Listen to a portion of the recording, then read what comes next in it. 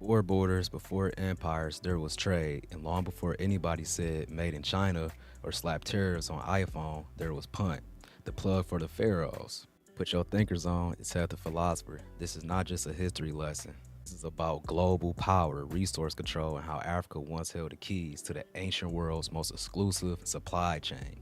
And yeah, we're bringing it all the way up to today's tariffs. Let's tap in. So the question is, where was Punt?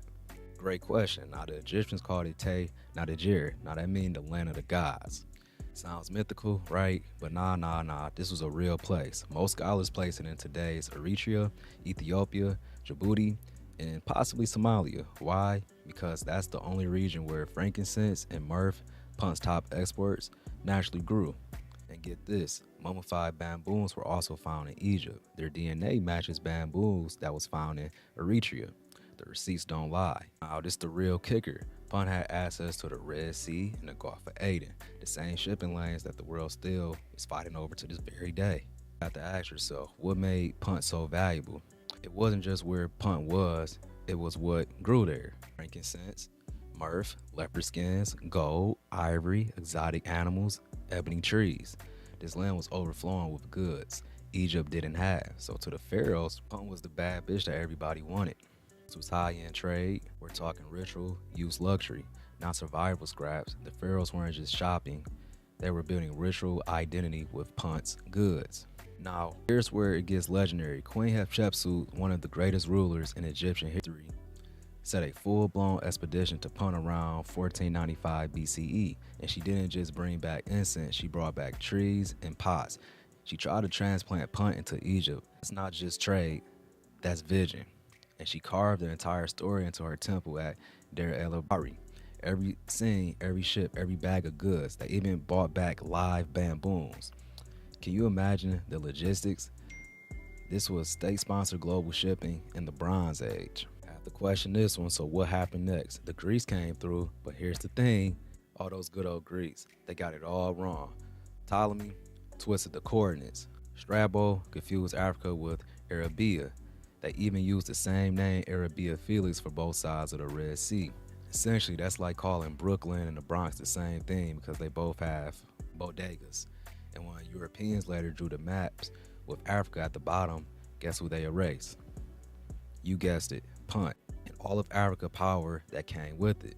Fast forward to today, we got archaeologists, DNA experts, botanists, and even satellite scanners all working together. And guess what? The truth is out. Mursa, an Egyptian Red Sea port, ancient ropes, anchors, ship, all found. Also bamboo DNA that I mentioned earlier, frankincense, Horn of Africa, still houses in relief, same as the coast of Ethiopia today. Science confirmed what Egypt carved in stone. Punt was real, Punt was African, and Punt was powerful.